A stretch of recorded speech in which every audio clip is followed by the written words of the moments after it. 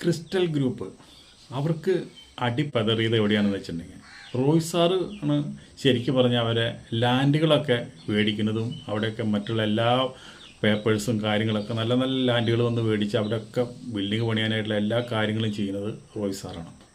അപ്പോൾ റോയ് സാർ അവിടെ ഒന്ന് പടി ഇറങ്ങി കഴിഞ്ഞതിന് ശേഷം തിരുമേനിക്ക് ആകെ പ്രശ്നങ്ങളെന്ന് പറഞ്ഞു കഴിഞ്ഞാൽ ശരിക്കുള്ള ക്രിസ്റ്റൽ ഗ്രൂപ്പിൻ്റെ ശരിക്കുള്ള ബുദ്ധികേന്ദ്രം റോയ് സാറായിരുന്നു.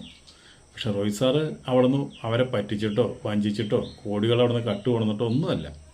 അദ്ദേഹത്തിന് തിരുമേനി സാറ് വലിയൊരു സെൻഡ് ഓഫ് കൊടുത്തിട്ടാണ് അവിടെ നിന്ന് ഇറക്കി വിടുന്നത്. എല്ലാ കോമ്പൻസേഷനും കൊടുത്തിട്ടാണ്. അപ്പോൾ അന്ന് റോയ് സാറിനോട് ചോദിച്ചു, ഇറങ്ങി പോരുമ്പോൾ ചോദിച്ചു എന്താ വേണ്ടതെന്ന് ചോദിച്ചു തിരുമേനി സാർ. അപ്പോൾ റോയ് സാറ് പറഞ്ഞ എന്താ, നിങ്ങൾക്ക് ആവശ്യമില്ലാത്തൊക്കെ എനിക്ക് തരാം, നിങ്ങൾ എൻ്റെ മാതൃസ്ഥാപനമാണ്, നിങ്ങൾ എന്നും നന്നായിരിക്കണം എന്നാണ് പറഞ്ഞത്. അപ്പോൾ തിരുമേനി പറഞ്ഞെന്താ, 300 ഏക്കർ ആർക്കും വേണ്ടാണ്ട് കിടക്കുന്ന ചതുപ്പ് നിലമുണ്ട്, അതെടുത്തോളാൻ പറഞ്ഞു. അതുപോലെ തന്നെ ഇപ്പോൾ റോയ് സാർ അടക്കിയിട്ടുള്ള ആ റിസോർട്ടിൻ്റെ സ്ഥലം, അത് എത്ര 2-3 ഏക്കർ ഉണ്ടെന്ന് തോന്നുന്നുണ്ട്, ആ സ്ഥലം എടുത്തോളാൻ പറഞ്ഞു. അതുപോലെ തന്നെ എല്ലാം ഒപ്പത്തിനൊപ്പം പങ്കുവച്ചിട്ട് അവർ പോകുന്നത്. പക്ഷേ റോയ് സാറിന് എത്രത്തോളം ബ്രെയിൻ ഉണ്ട്, എത്രത്തോളം ബുദ്ധിയുണ്ട്, എത്രത്തോളം തന്ത്രം അറിയാമെന്നുള്ളത് അറിയുന്ന ഒരു വ്യക്തിയാണ് നമ്മുടെ തിരുമേനി. അതുകൊണ്ടാണല്ലോ തിരുമേനിയുടെ ആ കമ്പനിയിൽ റോയ് സാറ് ചേർത്തത്. അതാണല്ലോ ഒപ്പം ലാഭം പങ്കിട്ടത്. അങ്ങനെ ബുദ്ധിയുള്ളവരെ ചേർക്കുമ്പോഴാണ് ഓരോ സ്ഥാപനത്തിൻ്റെ വളർച്ച ഉണ്ടാവുക.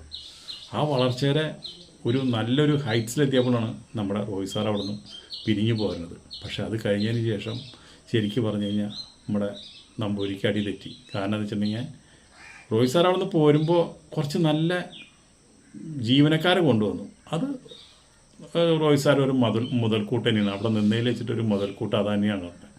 അത് കഴിഞ്ഞതിന് ശേഷം ക്രിസ്റ്റൽ ഗ്രൂപ്പിൻ്റെ കംപ്ലീറ്റ് പ്ലാനുകളും തെറ്റി. ഇതൊക്കെ ബിസിനസ്സല്ലേ, എപ്പോൾ വേണമെങ്കിലും ഇടിഞ്ഞു പൊളിഞ്ഞു വീഴാമല്ലോ. അവർക്ക് ഒരുപാട് പ്രശ്നങ്ങളുണ്ടായി. ആ കമ്പനി പൂട്ടേണ്ട വന്നു. ഒരുപാട് ലാൻഡ് മേടിച്ചു, അവിടെയൊന്നും ബിൽഡിങ് പണിയാൻ പറ്റിയില്ല. അങ്ങനെ എല്ലാവരും കേസ് കൊടുത്തു. ഇവർ രണ്ടുപേരും ജയിലിൽ കിടന്നു. അതുപോലെ തന്നെ രണ്ടുപേരെന്ന് പറഞ്ഞാൽ ഭാര്യയും ലതയും തിരുമേനിയും ജയിലിൽ കിടന്നു. ജയിലിൽ നിന്ന് ഇറങ്ങി കുറേ സ്വത്തുകൾ വിറ്റിട്ട് അവർ കുറേ കടങ്ങൾ വീട്ടി. ഇനിയും കോടിക്കണക്കിലുള്ള സ്വത്തുകൾ അവിടെ ഇവിടെയും കിടക്കുന്നുണ്ട്. അതൊക്കെ ഭയങ്കര കേസിൽ കിടക്കുക. അതൊക്കെ വിറ്റ് കഴിഞ്ഞാൽ അവർ ആ കേസും ഇവർക്ക് കൊടുക്കാനുള്ള കാശൊക്കെ കൊടുക്കും. എന്നിട്ട് അവർക്ക് സ്വസ്ഥമായിട്ട് വരുന്നതിൽ ജീവിക്കണം എന്ന ആഗ്രഹം. ഇവർ രണ്ടുപേരും ഇപ്പോൾ ജീവിച്ച് സുഖമായിട്ടിരിക്കുന്നു. അവർ ശരിക്കും പറഞ്ഞു കഴിഞ്ഞാൽ രാജകുടുംബ അംഗമാണ്. തിരുവിതാംകൂർ രാജകുടുംബ അംഗമാണ്. അവർ നല്ല മനുഷ്യരാണ്, നല്ല ഫാമിലി.